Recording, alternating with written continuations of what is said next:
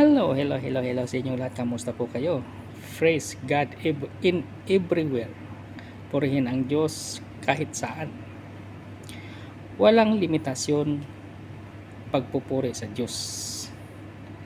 Sa templo man o sa kalangitan, sa simbahan man o sa tahanan, sa harap ng maraming tao o nag-iisa,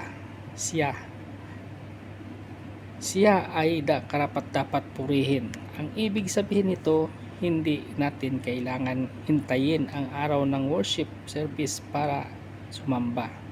Sa bawat araw at lugar, may dahilan tayong purihin ang Diyos. Ano ang sabi niya dito sa Psalm 150 verse 1? Praise God in His sanctuary. Praise Him in His mighty heaven.